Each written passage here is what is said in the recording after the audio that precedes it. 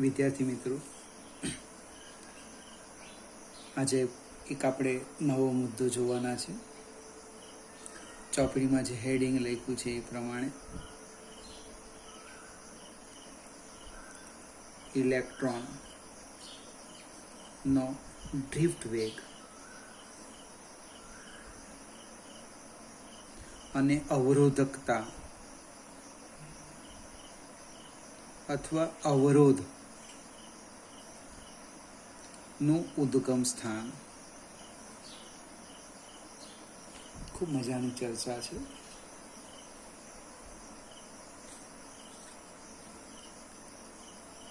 સુવાહકની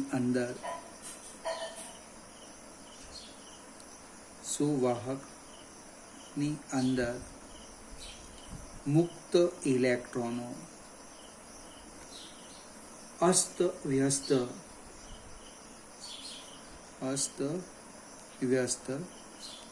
ગતિ કરે. અસ્તવ્યસ્ત ગતિ કરે એટલે એના જો વેગનું સરેરાશ લઈએ, વાક્ય રચના જોજો. અસ્તવ્યસ્ત ગતિ કરે એટલે કોઈ પણ આડછેદમાંથી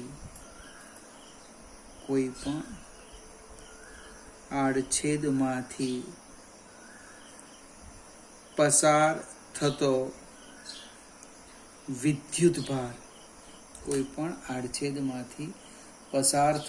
વિદ્યુતભાર શૂન્ય હોય. એટલે કે તેમાંથી પસાર થતો પ્રવાહ શૂન્ય. આપણે એની વાત નથી કરવાના, પણ એનો સરેરાશ વેગ, હું વેગની વાત કરું છું. એનો જે સરેરાશ વેગ છે 1/n સમેશન vi, i બરાબર 1 to n equal to 0. વેગ એ સદિશ ભૌતિક રાશિ છે. એટલે એનો જે સરેરાશ વેગ છે વિદ્યુત ક્ષેત્રની ગેરહાજરીમાં, યાદ રાખજો, E equal to 0. કોઈક તમે બાહ્ય વિદ્યુત ક્ષેત્ર ન લગાડો ત્યારે આ જે ઇલેક્ટ્રોન છે એ અસ્ત વ્યસ્ત ગતિ કરે. એનો જે સરેરાશ વેગ છે એ શૂન્ય થાય. હવે E is not equal to 0. વિદ્યુત ક્ષેત્રની હાજરીમાં શું થાય એ આપણે એક સમજવાની વસ્તુ છે. વિદ્યુત ક્ષેત્રની હાજરીમાં ઇલેક્ટ્રોન પર લાગતું બળ કેટલું બળ લાગે? તો કે F બરાબર -EE. આ જે બળ છે એ ક્ષેત્રની વિરુદ્ધ લાગે. બળને કારણે ઇલેક્ટ્રોનને પ્રાપ્ત થતો પ્રવેગ એ તો કે -EE/m. પ્રશ્ન કેવો છે તે સમજાવું. એને આટલો પ્રવેગ લાગે એનો અર્થ ઇલેક્ટ્રોન પ્રવેગી ગતિ કરે. શામાં? ધાતુની અંદર, સુવાહકની અંદર. મિત્રો એવું નથી, એ પ્રવેગી ગતિ કરતો નથી. આપણે કોઈ એક ઇલેક્ટ્રોનની વાત કરીએ, કોઈ એક ઇલેક્ટ્રોન લઈએ. ધારો કે ચોપડી પ્રમાણે આઈમાં હું ઇલેક્ટ્રોનની વાત કરું.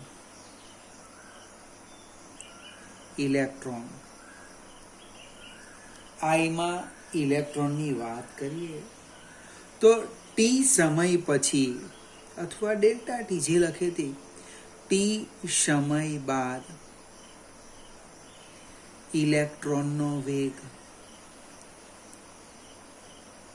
તો હું આમ લખીશ, ઇલેક્ટ્રોનનો વેગ vi બરાબર vi0, શૂન્ય સમયનો પ્રારંભિક વેગ, એ હું પણ તમને સમજાવું, પ્લસ AT. હવે પરિસ્થિતિ શું થાય એક આકૃતિની મદદથી સમજીએ આપણે. આ ઇલેક્ટ્રોન એ સુરેખ માર્ગ પર ગતિ કરવાના નથી. આ જે સુવાહક છે એનું બંધારણ સ્ફટિકમય રચના છે. બધા આયનો જે છે એ વ્યવસ્થિત ભૌમિતિક ભાતની રચનામાં ગોઠવાયેલા છે. અને એ પોતાના મધ્યમાન સ્થાનની આસપાસ શું કરે છે? દોલન કરે છે. હવે ઇલેક્ટ્રોન પર બળ લાગવાને કારણે એ પ્રવેગી ગતિની શરૂઆત કરે. હું અહીં લીટી પાડું છું, જો પ્રવેગી ગતિની શરૂઆત કરે. ધારો કે એ આમ ગયો, આમ અહીંથી આમ, આ આયન સાથે અથડામણ કરે એટલે વેગ શૂન્ય થઈ જશે અને ફરીથી પ્રારંભિક વેગથી શરૂઆત કરી બીજી દિશામાં ગતિ કરવાનો. ફરીથી એનો માર્ગ કેવો આવવાનો? ગમે તેવો આવવાનો. અને તો વ્યક્તિગત મેં એક ઇલેક્ટ્રોનની વાત કરી. એ બળ લાગવાને કારણે બળની દિશામાં સીધી લીટીમાં ગતિ કરશે એવું નથી. આવું ગમે તેવી અસ્તવ્યસ્ત એનો ગતિપથ આવવાનો. હવે આજે મેં વાત કરી એ પ્રારંભિક વેગ છે. એ ટી સમય પહેલાનો ઇલેક્ટ્રોનો વી આઈ અહીંયા લખું છું. જોજો વી આઈ 0 શું છે? ટી સમય પહેલાનો ઇલેક્ટ્રોનનો વેગ. એ પ્રારંભિક હશે અથવા ન પણ હોય, જે હશે તે. ટૂંકમાં ટી સમય પહેલાનો એનો આ વેગ છે. હવે દરેક ઇલેક્ટ્રોન માટે ટી સમય બાદ પછીના વેગનો હું સરેરાશ લેમ. અને ટી સમય પછીના વેગનું આપણે સરેરાશ લઈએ તો એ સરેરાશ શું થવાનું? જોજો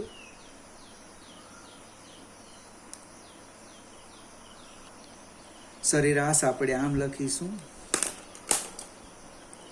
સરેરાશ વી આઈ, આઈ બરાબર 1 થી n, આખું સરેરાશ લેવાના, બરાબર સરેરાશ વી આઈ બને ટી સમય પહેલાનો બધાનો જ વેગ પ્લસ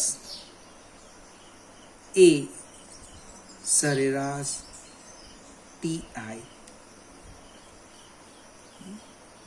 એ તો અચળ થવાનું, કારણ બળ અચળ અહીંયા લખ્યું છે. જો સ્મોલ ઈ, કેપિટલ ઈ અને એમ અચળ, એટલે પ્રવેગ અચળ મેં બહાર લઈ લીધો. પણ સમેશન વી આઈ ટી સમય પહેલાના વેગનું સરેરાશ એ તો મિત્રો શૂન્ય છે.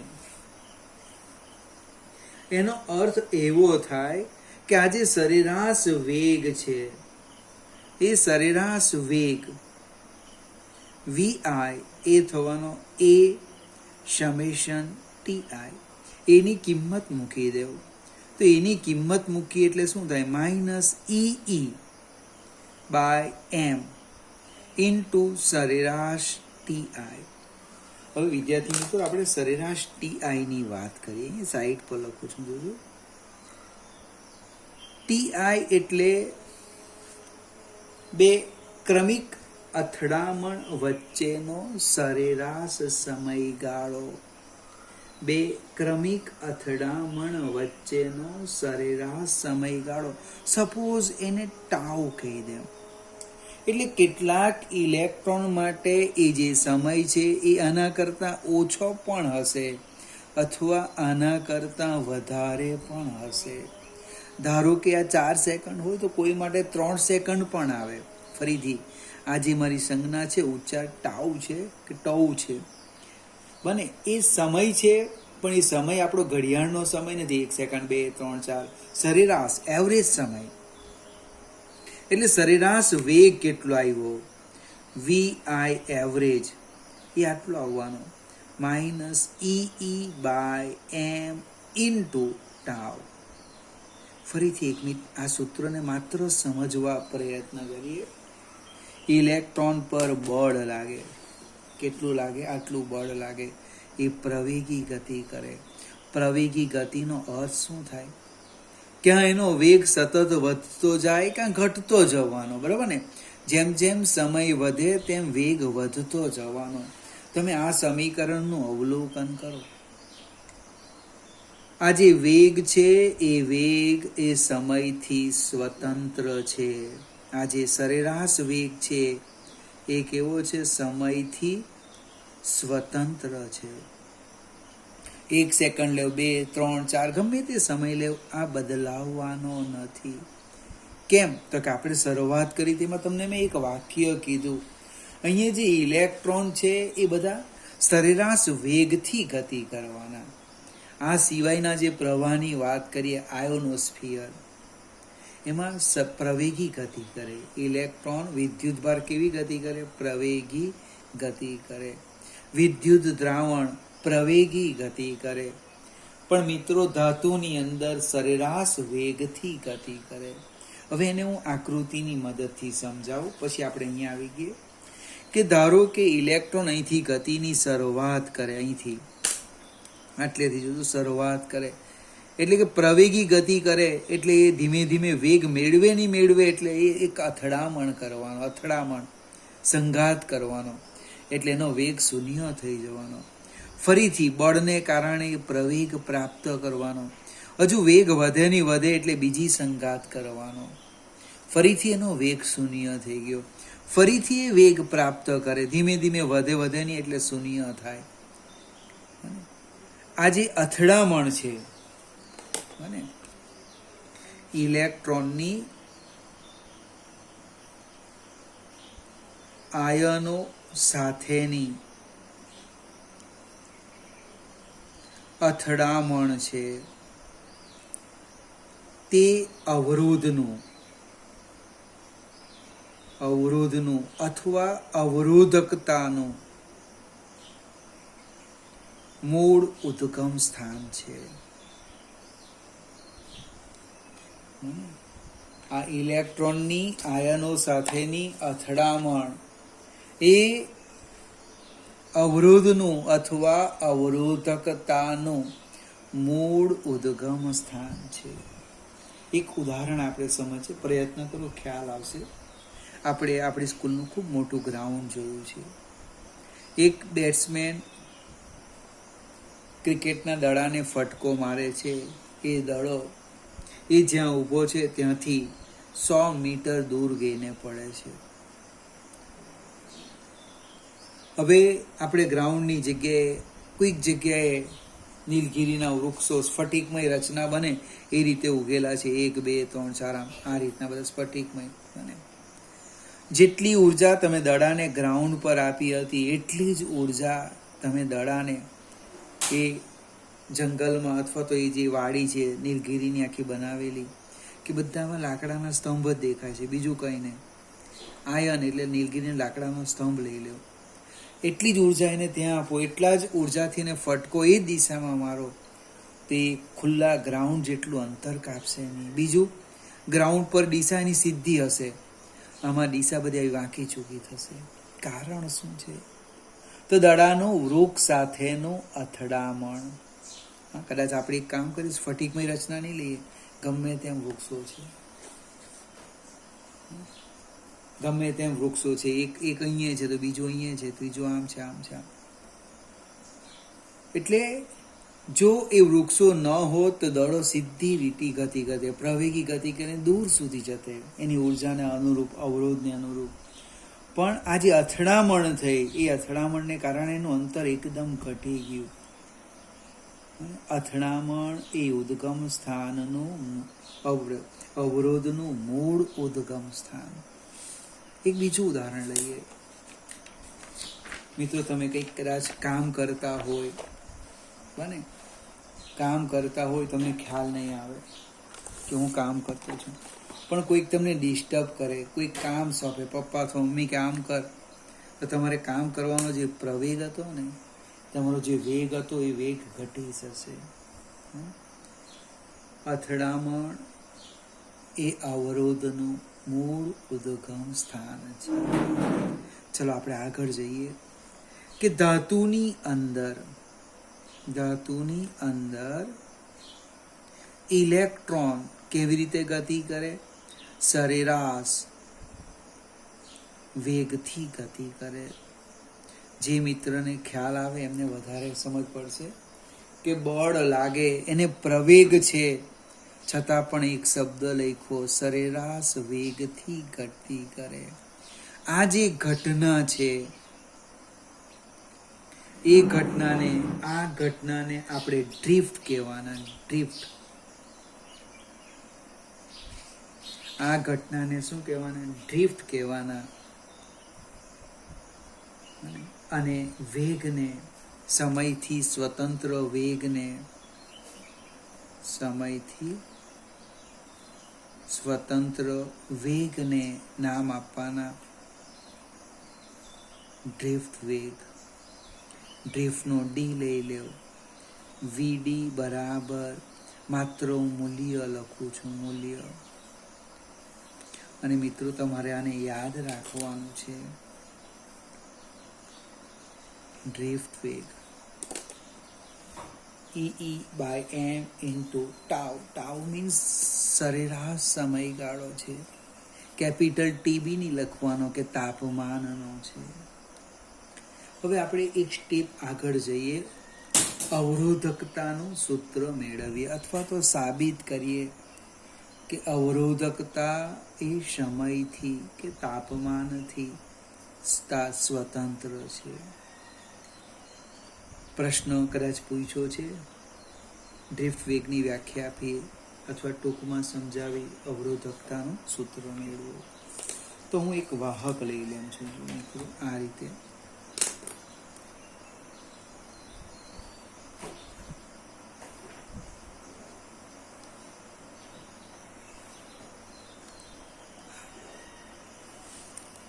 આપણી પાસે કોઈક વાહક તાર છે.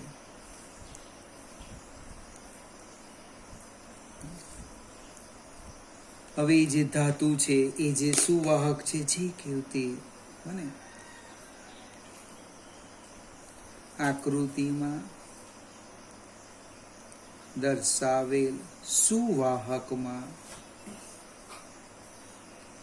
ઇલેક્ટ્રોનનો ડ્રિફ્ટ વેગ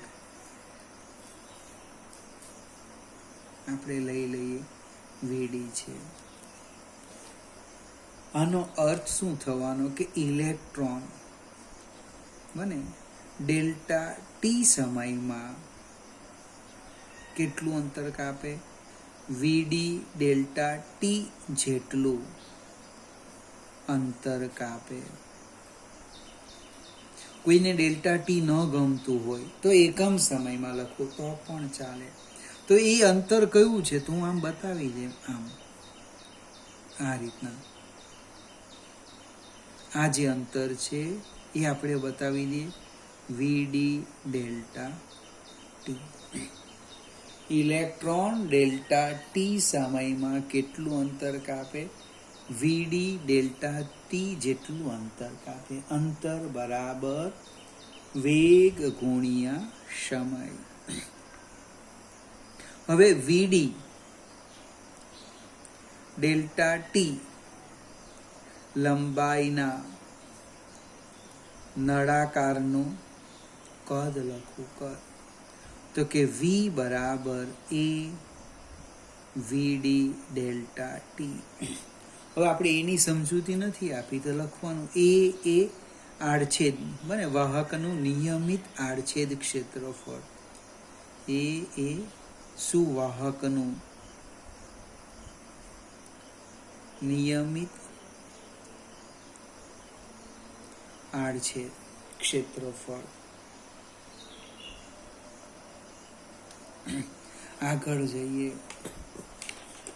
વાહકમાં ઇલેક્ટ્રોનની સંખ્યા ઘનતા લખું હું. વાહકમાં ઇલેક્ટ્રોનની સંખ્યા ઘનતા કેટલી છે તો કે ભાઈ n છે. તો મને વી કદમાં ઇલેક્ટ્રોનની સંખ્યા, એકમ કદમાં n, સંખ્યા ઘનતાનો અર્થ શું છે? એકમ કદમાં n તો વી કદમાં કેટલી, એટલે ઇલેક્ટ્રોનની સંખ્યા આવવાની કેટલી? nv. કદનું સૂત્ર મૂકી દેવું n એ વીડી ડેલ્ટા ટી. હવે ઇલેક્ટ્રોન પરનો વિદ્યુત ભાર, ઇલેક્ટ્રોન પરનો વિદ્યુત ભાર લખવો. માત્ર હું મૂલ્ય લખું છું E. એનો અર્થ વી કદમાં વિદ્યુત ભાર આવવાનો. કેટલો આવવાનો? તો ક્યુ બરાબર એન ઈ. ક્યુ બરાબર એન ઈ. માત્ર આપણે મૂલ્યો મૂકતા છે, યાદ રાખજો. N N A V D E delta T. હવે આટલો જે વિદ્યુત ભાર છે એ વાહકના કોઈ પણ આડછેદમાંથી ડેલ્ટા ટી સમયમાં પસાર થાય છે. બને આ ક્યુ કુલમ વિદ્યુત ભાર વાહકના કોઈ પણ આડછેદમાંથી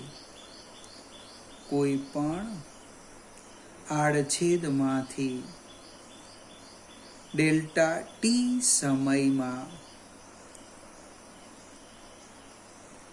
પસાર થાય છે. તો તરત જ લખો, માટે વિદ્યુત પ્રવાહ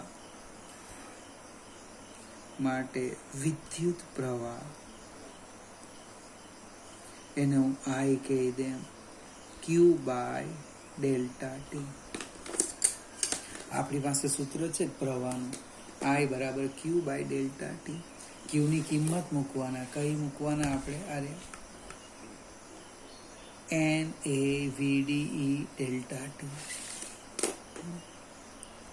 N A V D E delta T by delta T. લગભગ ડેલ્ટા ટી અને ડેલ્ટા ટી નીકળી જાય છે, એટલે હું આ એને સામે લઈ જાઉં. આઈ બાય એ બરાબર શું થવાનું? N V D E. N V D E. આપણે એક સ્ટેપ આગળ જઈએ, વીડીની કિંમત મૂકીએ. ડ્રિફ્ટ વેગ વીડી બરાબર ઈ બાય એમ ઇન્ટુ ટાઉ. કિંમત મૂકતા ભૂલી ગયા હોય તો યાદ કરવાનું, બળ ભાગ્યા દળ એટલે પ્રવેગ ગુણ્યા સરેરાશ સમયગાળો લીધેલો છે. અને આઈ બાય એ એટલે તો પ્રવાહ ઘનતા, જે વિદ્યુત પ્રવાહ ઘનતા એટલે થવાનું જે બરાબર n e by M into tau into e. સેજ આપણે આગળ જઈએ, જેની કિંમત મૂકીએ આપણે આગળ એક જોઈ ગયા છે, જે બરાબર સિગ્મા ઈ. આ કિંમત મૂકી દઈએ તો કે સિગ્મા ઈ બરાબર એન ઈ ઇન્ટુ ઈ એટલે e square, capital e tau by m. લગભગ ઈ નીકળી જશે, એટલે કે સિગ્મા આવી ગયા n e square by m tau. અથવા આપણે અવરોધકતા લખવું, અવરોધકતા તો કે રો બરાબર 1/સિગ્મા. અવરોધકતા શું થવાનું? રો બરાબર 1/સિગ્મા. એટલે આપણે એની કિંમત મૂકી દેજો, એ બાજુમાં જ લખું છું.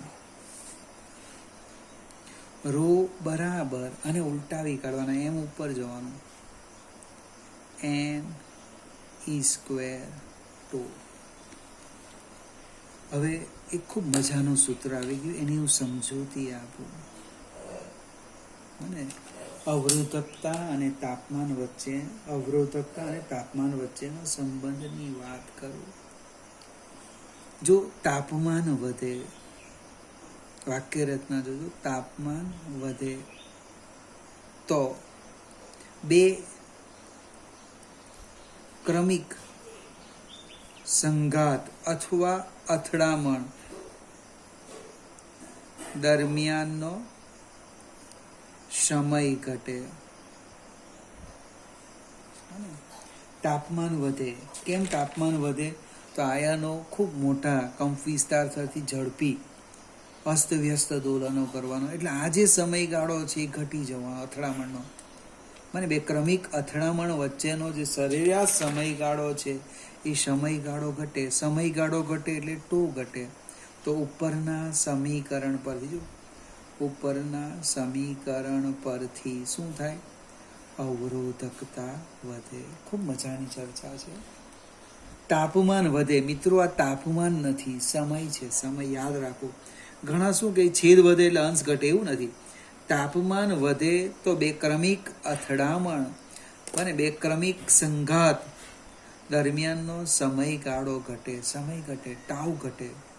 બને તો આ સમીકરણ અનુસાર શું થાય છે? અવરોધકતા વધે. આપણો ઓમના નિયમમાં પ્રશ્ન હતો, અવરોધ 3 બાબત પર આધાર રાખે: દ્રવ્યની જાત, પરિમાણ અને તાપમાન. દ્રવ્યની જાત 10મા ધોરણમાં આવેલો અને સરસ પ્રયોગ હતો. આ રીતનો એક પરિપથ હતો, યાદ કરાવું તમને. બને નોંધ કરીને લખીએ. આમ એક પરિપથ હતો, આ એક બલ્બ મૂકેલો હતો. આ રીતના આપણે ઘરે પણ બનાવી શકીએ. હવે આ જે ગેપ છે એની અંદર આપણે જુદી જુદી વસ્તુઓ મૂકવાની. બને કોપરનો ટુકડો, એલ્યુમિનિયમનો ટુકડો, લોખંડનો ટુકડો, બોલપેન, પેન્સિલ. બલ્બ સળગે તો સુવાહક, ન સળગે તો અવાહક. એ 10મા ધોરણમાં આવ્યું. પરિમાણની સમજૂતી આપી અને બાકી રહી ગઈ હતી એ તાપમાનની સમજૂતી આપી. ફરીથી આ વિડીયો 2-3 વાર જોવો પડશે મિત્રો. પરીક્ષાની દ્રષ્ટિએ નહીં, સમજવાનું છે કે ધાતુમાં ઇલેક્ટ્રોન પર વિદ્યુત ક્ષેત્ર બળ લગાડે છતાં પણ એ સરેરાશ વેગથી ગતિ કરે. અને કેવા વેગથી? સરેરાશ વેગથી ગતિ કરે. સરેરાશ વેગ, બળ લાગે, પ્રવેગ છે છતાં પણ સરેરાશ વેગથી ગતિ કરે. આ ઘટનાને ડ્રિફ્ટ અને વેગને આપણે શું નામ આપ્યું? ડ્રિફ્ટ વેગ કહે છે. ડ્રિફ્ટ વેગનું સૂત્ર લખી અવરોધકતા અથવા વાહકતાનું સૂત્ર મેળવો તો પણ ચાલે. આકૃતિ દોરી દેવો, સમજાવો. ડ્રિફ્ટ વેગ વીડી હોય તો ડેલ્ટા ટી સમયમાં આટલું અંતર કાપે, આટલું. હવે આની અંદર રહેલા ઇલેક્ટ્રોનની સંખ્યા શોધી, વિદ્યુતભાર શોધ્યો અને એના પછી પ્રવાહ શોધ્યો. એટલે અહીંયા સુધીની તો કોમન ચર્ચા આવી ગઈ. આ ડેલ્ટા ટી લગભગ નીકળી જશે. I/A લખી દીધું ને, પછી વીડી અને I/A ની કિંમત મૂકી દે. પછી આની સિગ્મા, આ યાદ રાખવાનું, ભૂલી જવાય એવું છે ભાઈ. કોઈ કામ પણ લખે E બરાબર ρ J, આ પણ ચાલે. E બરાબર ρ J, 1/ρ થાય ને, આ પણ ચાલશે. ટૂંકમાં તમને યોગ્ય લાગે એ રીતના સાદુરૂપ આપીને સમજૂતી આપવાનું. ફરીથી આજે 3જું ચેપ્ટર છે એ પરીક્ષાની દ્રષ્ટિએ ખૂબ અગત્યનું છે. સૌથી વધારે માર્ક્સ આના છે અને સમજવાનું પણ છે. એટલે 2 વાર 3 વાર વિડીયો જોજો મિત્રો, ડાઉનલોડ કરીને, અને વ્યવસ્થિત નોટ બનાવજો.